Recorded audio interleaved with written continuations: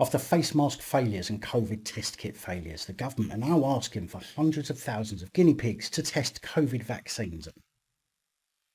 Metropolitan Police Inspector gets a taste of his own medicine and calls it racism. A 14-year-old supplies a 13-year-old with ecstasy, which kills the boy, and he walks away from punishment. 2 more Kent police constables identified in IOPC misconduct investigation into actions taken before the body of a 17-year-old was found after he called them for help. This and more coming up.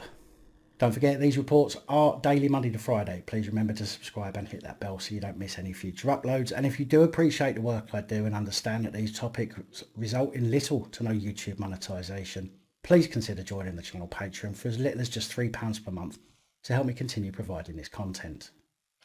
Hello, ladies, gentlemen, boys, girls, innies, outies and in-betweeners. My name's Dan and welcome back to another PAP Reports. It's Wednesday, the 19th of August, 2020. Hundreds of thousands of people are being requested to put their lives in the hands of the government and their scientists after Kate Bingham, the chair of the UK's COVID vaccine task force, asks for volunteers for vaccine trials.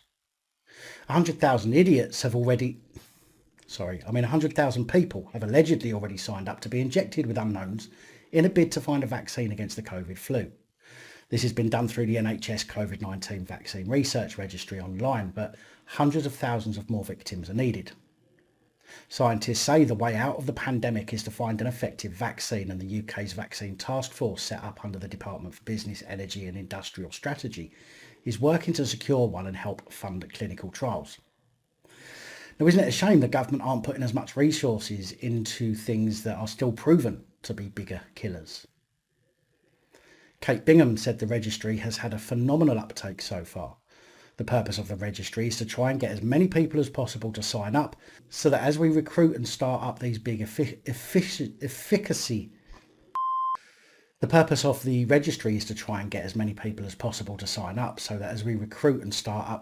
efficacy studies, we've got people we can go to immediately. These trials are safe. Please sign up. The quicker we get the clinical trials enrolled, vaccinated and get the results, the quicker we can get a vaccine. Now, I'm not an anti-vaxxer by any means, but I do believe that it's far too early to be using human guinea pigs for vaccines that scientists simply haven't had the time to research properly. If you do believe in the vaccine, then great. I'm not trying to persuade you not to take it if one becomes available, because that is entirely your choice, and I respect that. My point is that already big pharma companies have asked for immunity from prosecution from deaths caused or medical issues caused by the vaccines, because they know there is simply no way to know what the long-term effects of the vaccine are going to be. I also don't think the money and resources being thrown at COVID is right. I mean, in the past 2 weeks, only 562 people are said to have died from COVID in the UK. However, now take into account that many of them would have died from other reasons but been marked as COVID. This can be evidenced when you look at the last few days after Public Health England said they were recalculating how they classify the deaths. As on the 13th of August, there was 180 COVID classified deaths in the UK. On the 14th, there were none. On the 15th, there was 1. And I guarantee that 1 was an older person with underlying health conditions. Bingham said she was very optimistic about the potential vaccines and added that early results from 3 of the 6 being looked at by the task force were encouraging. I wouldn't bet on having a vaccine this year, she said, but I would put a bet on having something early next year that modifies the course of the disease. What I think we'll get is a vaccine that reduces the severity of symptoms so that people will stop dying and it will turn into something like flu. Which it already is. It is something like the flu already, and even the regular flu vaccine for regular flu, people still die. Sad, but true. Those over 65 are among the groups who will be prioritised for a future vaccine, as well as ethnic minorities, people with underlying conditions and frontline health and social care workers. Stressing the importance of these groups signing up for trials, Ms Bingham said, "This is a call for everybody because we need to ensure that the people most at risk are signed up to the trials, because we need to be sure that their immune responses are suitable to the vaccines we're testing. And if they're not, then it's another mass cull of the old folk burdening the NHS." A number of trials in the UK are expected to begin in the autumn. Business Secretary Business Secretary Alok Sharma said scientists and researchers are working day and night to find a vaccine that meets the UK's rigorous regulatory and safety standards. Just like the rigorous regulatory and safety standards carried out on the £250 million worth of useless face masks brought from a Yanda Capital, an investment company, or the £750,000 COVID test kits that were recalled brought from a diagnostics company, Randox. Doesn't it simply fill you full of confidence? Alok Sharma continued, but they need hundreds of thousands of people of all backgrounds and ages to sign up for the studies to speed up this vital research. I urge everyone to play our part in the fight against coronavirus and join the 100,000 people who have already registered so we can help save and protect millions of lives, he said. Some people will have concerns about the safety of the vaccine. However, they say that you should be told what stage the research is at, how many people have had it so far, and whether there are any possible side effects, such as fever, aching muscles, or soreness, where it is injected. But any major problems are likely to have been identified in early stage trials, they say, and there is always an independent ethics committee monitoring the study to ensure researchers are following the rules. I simply don't see how they can tell if any major problems will arise. And clearly neither do the big pharma companies, otherwise they wouldn't be asking for immunity from prosecution. Anyway, a touchy subject and one that I know will see a range of opinions in the comments. Remember Labour MP Dawn Bulter when she was so clearly targeted by racist Metropolitan Police in a racist police vehicle check? No, me neither. Although I do remember her being in a car that was pulled over on the 9th of August when she decided to use the stop, in my opinion, for a wee bit of publicity. Well, while we're still waiting for the full footage of the body-worn video, which could take some time as a complaint was made by Bulter, although I don't see why she can't release the full footage she recorded rather than just that very short clip, cleverly chosen to help fuel race tensions. Anyway, now Inspector Andrew George, the head of the National Black Police Association, has said the stop wasn't the result of a biased system that views black people as criminals or drug dealers. These people have never seen social media videos before. There is just as many honkies being viewed as criminals and drug dealers. In fact, whereas the police should be viewing everyone as innocent until proven guilty and treating all people with respect, they now treat everyone like crap and view everyone as guilty until they prove their innocence.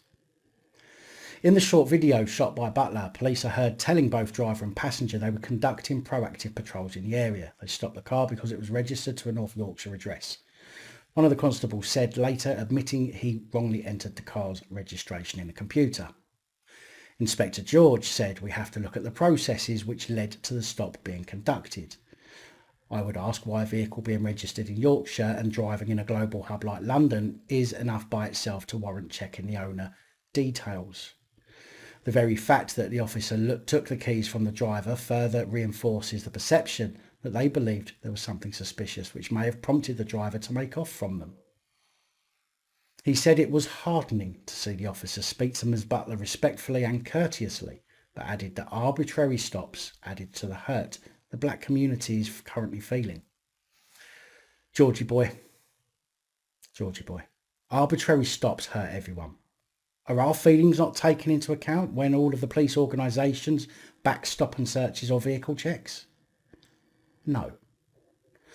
Bulter agreed that the officers were courteous, but said the stop was obviously racial profiling. Obviously. She called the Met institutionally racist and said the officers' reasons for stopping them were bogus. As it is in most cases. Metropolitan Police Federation Chairman Ken Marsh has insisted officers did absolutely nothing wrong and had nothing to hide.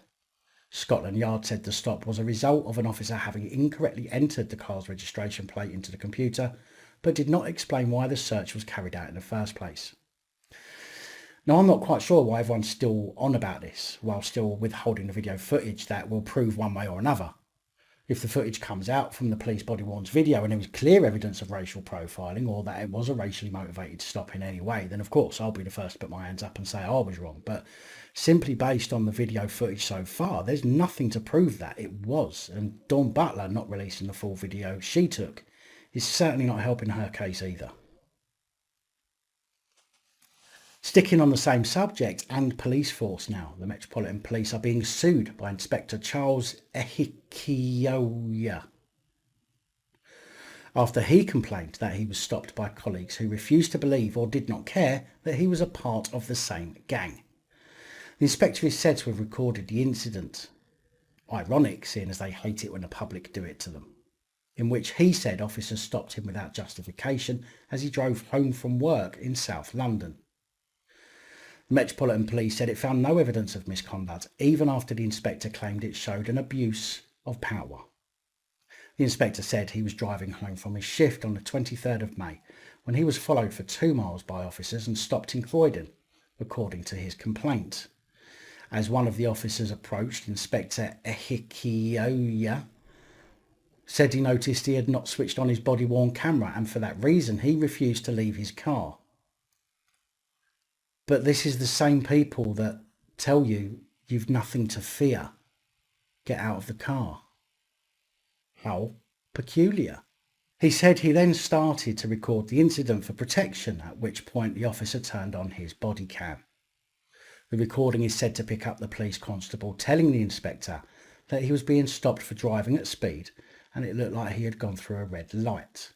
The officer said he needed to see Inspector Ehikioya's driving licence and proof he was insured to drive the car, that the vehicle had not been stolen and to check he was not drunk or had been using his phone. Which is all pretty standard spiel from the police, to be fair. The inspector was then accused of being obstructive and the constable said his own behaviour had been perfectly reasonable. Again, straight out of the script book, and what's funny is that inspector has likely used the exact same script himself hundreds of times. The inspector, who has been working for the Met Police for 22 years, said, "These were alleged offences that could have ended my whole career. But yet I bet you didn't mind ending other people's careers so long as it's not your own." In his letter of complaint, he said, "The officers did not believe or did not care that I was an officer because I'm black." Whoa, where'd that come from? How did you get up? How did you end up with "because I'm black" because they didn't believe you as a copper? Wow! They are both clearly racist police officers pretending to be polite whilst falsely accusing me without any evidence whatsoever of having committed serious criminal and Road Traffic Act offences. I believed I was racially profiled and received no apology. I have kids and a grandson. I would not want them to be treated like this. Asked why he had chosen to take legal action against the Met, the inspector said he was not prepared to sit quietly and be silenced. He said, "In my view, it's not the whole organisation that's like that. It's only a few individuals that are causing the issue. I have no choice but to react in the way I'm reacting to bring it to the attention. Actions speak louder than words," he said.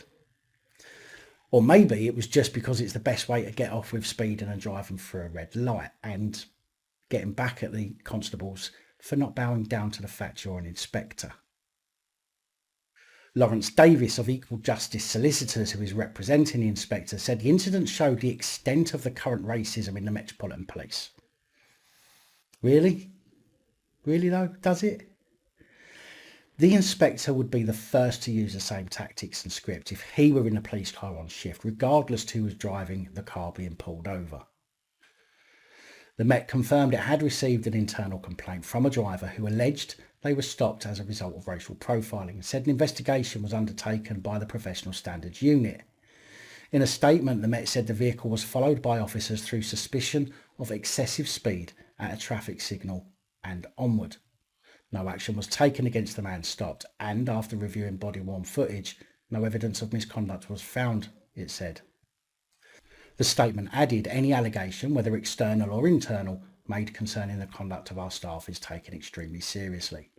Where the conduct of staff is proven to have fallen below the standards of behaviour expected, we will take robust action to cover it up. We will take robust action to ensure our staff are appropriately disciplined and that lessons are learnt from each case. Apparently, cleaning blue through asphyxiation is now racist. So if you find yourself choking on some food or suffering anaphylactic shock, don't you dare turn blue. A leading medical school has said the way doctors are trained in Britain is inherently racist, and it plans to make alterations to a curriculum that it says needs decolonising. Now, decolonising sounds to me like a very racist word. Dr. Joseph Virtue Signalling Hartland, part of the team heading up the University of Bristol Medical School, has said long established parts of the UK medical curriculum, such as teaching life or death clinical signs, are racist as they focus on teaching students how the signs present in white people. Now, I'm not quite sure it's racist. It's just because the country was what you would call a white European country. I'm sure doctors in Africa look for signs in black people, which may not be so apparent to us honkies, or in us honkies. Does that make them all racist too? Besides, and although I'm not a medical professional, I'm sure their lips would turn blue, or at least see a change in colour. Dr. Hartland said historically medical education was written by white middle-class men, so there is an inherent racism in medicine that means it exists to serve white patients above all others. Essentially, we are teaching students how to recognise a life or death clinical sign largely in white people. Yeah, largely in white people in a largely white population.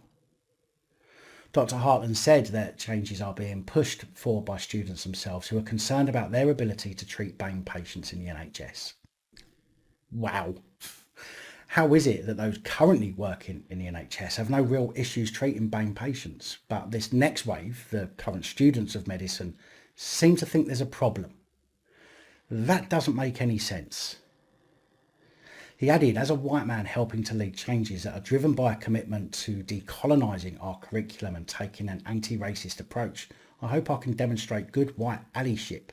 But I am not sharing this for accolades. I don't deserve it. This work shouldn't need to be done. No, it shouldn't. But you're doing it, in my opinion, in the same manner of those people who make a song and dance about giving to charity. You know, Look at me, I gave some money to the Donkey Sanctuary. Aren't I a wonderful person? One black medical student in London has already launched an attempt to decolonise the curriculum with the support of his university in the wake of Black Lives Matter movement protests in the summer. Malone McWendy, a second year at St George's University of London, noticed he was often only being taught about the way illness is presented on white skin. Okay then, why don't you just let the universities extend the courses to 10 or 15 years and add all of the racial factors in? I mean, it's not like much of the stuff you learn is done by experience and from learning on a job, is it? And as the UK is a predominantly white country, then it would make sense that the focus is on who is most likely to come through the doors. I'm not for a minute suggesting that symptoms in BAME folks should be overlooked in their courses, but let's be real.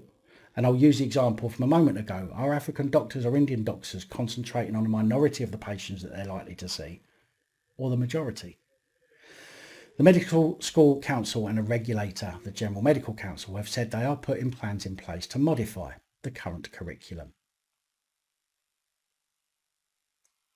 A Metropolitan Police Constable, 44-year-old PC Ian Wells of Hornchurch, East London, is going through a misconduct hearing at the moment into allegations that he committed gross misconduct. His alleged behaviour was reported by his brother-in-law, Daniel O'Leary, in 2017 after the pair fell out over a money issue. It's been said that Wells posed in front of sleeping train passengers while holding up racist messages written on a notepad, used his mobile phone's Bluetooth to trick other commuters into opening pornographic videos, would allegedly produce his warrant card whenever his victims challenged him, and that while moonlighting as a security guard, he accessed confidential police records for his security colleagues. Mr. O'Leary told the West London hearing if he was on the train, he would have a little notepad and would write racist and derogatory comments. He would hold it above the person's head when they are sleeping or looking the other way. Wells obviously denies the allegations of racism, sexism or any wrongdoing, but accepts sending some misogynistic texts and says that sharing confidential data was a mistake while conducting legitimate policing. A 13-year-old boy who was given ecstasy by a 14-year-old has not seen any justice after he died and the schoolboy who brought the drugs for him walked free. Carson Price, 13-year-old, took 3 ecstasy pills brought from a 14-year-old after arranging a deal on Snapchat. The court heard he stated acting strangely before falling and collapsing from a violent reaction to the drug he took in a park in South Wales whilst with friends. The dealer, who is now 15 and can't be named, told the judge it was very foolish what I'd done and I'm very sorry. The victim's heartbroken mother said, "All we want is justice and closure." The boy was handed a 12-month referral order at a youth court after admitting selling Class A drugs. After he pleaded guilty to supplying the ecstasy, Carson's mother, Tatum Price, said, "I feel like I have been waiting a long time for justice.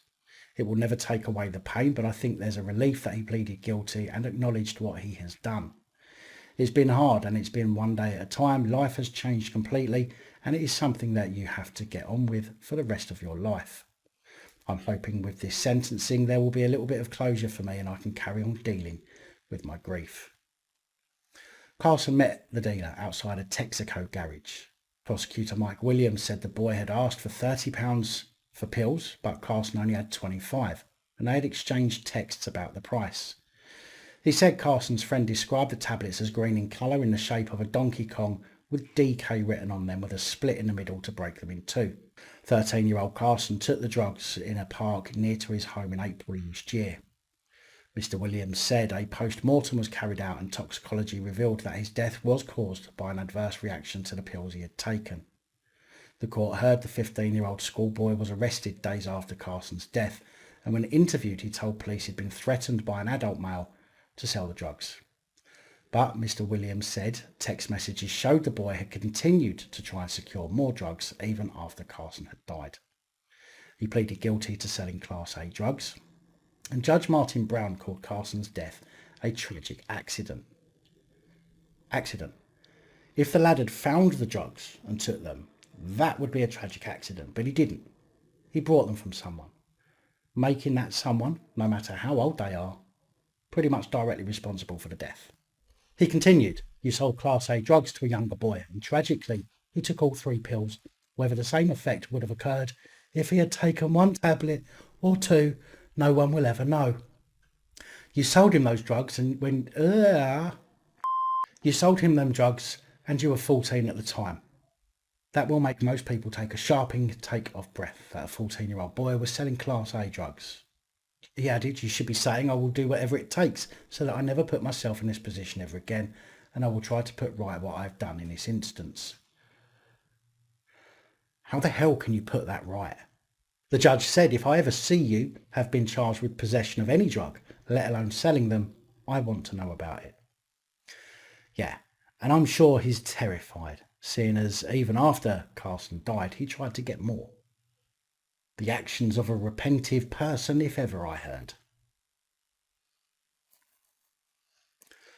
The Royal Navy have apparently paid out more than £2 million to a consultancy firm in order to tell them that sailors belong at sea. Yep, £2 million to tell Navy Chief First Sea Lord Admiral Tony Radakin that if you are a sailor, you should be at sea. The £2.1 million bill is said to be enough to run 6 warships for a month. Could do with them in the Channel at the moment, couldn't we? The review, as part of the biggest shake-up of the Navy headquarters since the end of World War II, will lead to cuts in land-based staff, many of them senior officers.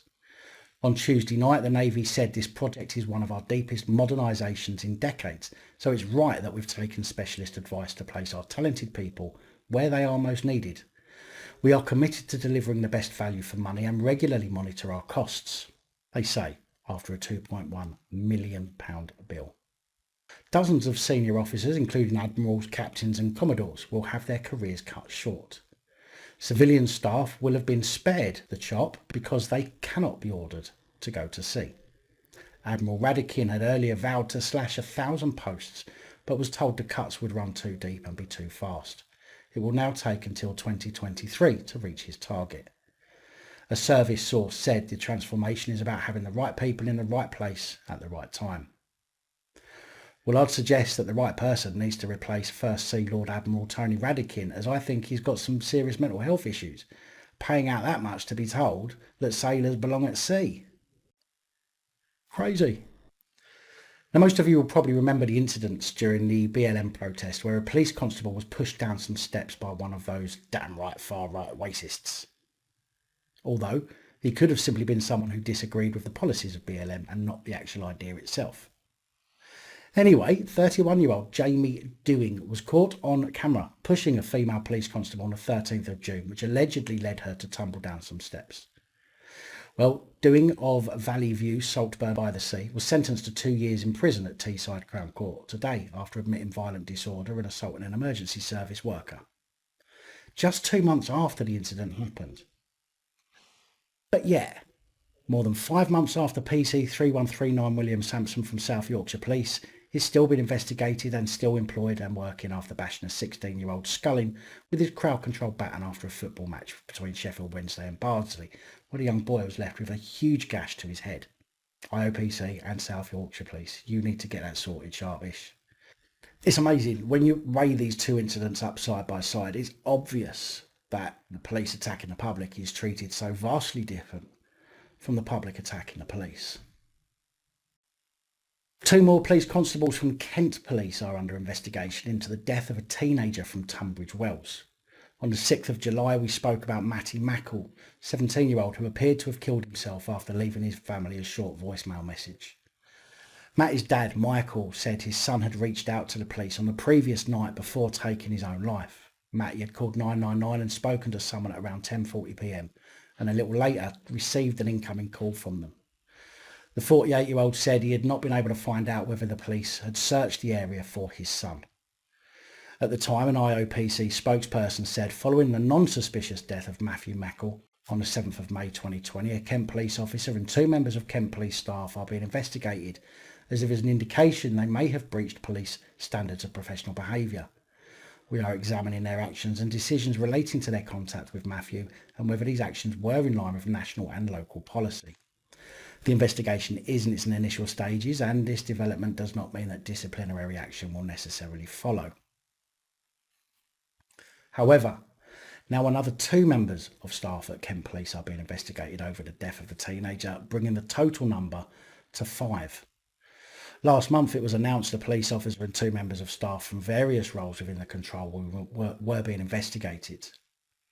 Now the further 2 members of staff whose actions may have breached the standards of professional behaviour have also been served with notices. It follows a mandatory referral by the police force to the IOPC. Matthew's father, Michael Bond, said all he wants is the truth so no other family goes through the same heartache. Mr. Bond previously described the devastation he felt knowing his son asked police to pick him up hours before he died. The investigation found that at 10:18 on May the 6th, the 17-year-old made an abandoned call to the police, where he said, "Can you send someone to pick me up? I'm about to kill myself." According to the IOPC's information, there was no police search of Dunellan Park completed in an attempt to find Matthew. A woman who inquired about a role at 2 police forces was first told by Norfolk Police that the job would not be suitable for her because of her gender-critical views, and her other application to another force was unsuccessful after she made it clear she does not believe a person can physically transition to the opposite sex. She was told her views would likely fail the behavioural competency test, and her views did not constitute the behaviours expected of a member of the force. Yeah, because they're looking for a rare breed of narcissists who will also follow orders without question. The most dangerous type of mental health disorder. It comes as a police officer of 16 years and her 30 anonymously emailed 26 forces that were advertising for future constables, asking whether her gender-critical views would be a hindrance to her application. She wrote, "I must point out that I am gender-critical, which means that whilst I am firmly against abuse and discrimination to trans people, I do not believe you can change your biological sex."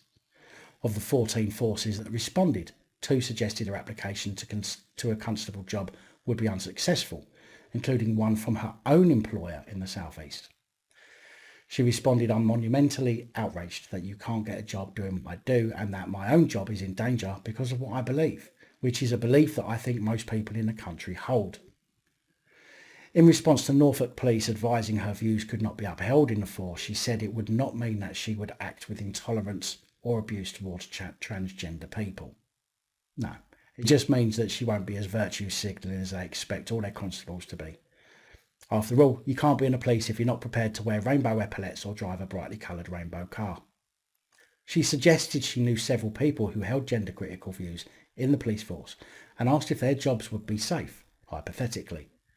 A recruitment advisor asked her to provide the details of the gender-critical officers so they could investigate. Norfolk Police said, "Our objective as a police force is to always ensure our officers and staff continue to police in a way that builds trust and confidence by providing a service that is inclusive and unbiased for all, whilst being biased towards the LGBT and other minority communities." Makes perfect sense. Former police officer Harry Miller of the Fair Cop group, which combats police interference in free speech, said the force had displayed favouritism towards one community and fear of the trans lobby group. Now let's cheer you up with a little something to put, hopefully, a smile on your face, which certainly makes a change for this channel. Scott Renwick, a corps training sergeant for Northamptonshire Police, needed fire service assistance recently after getting stuck in his own handcuffs and having to be freed by firefighters who cut them off. Of course, blaming the cuffs for failing and being broken, he tweeted, "Well, that wasn't a good start to the day. Thanks to @Northants Fire for cutting me out of some broken cuffs. #NotFunny.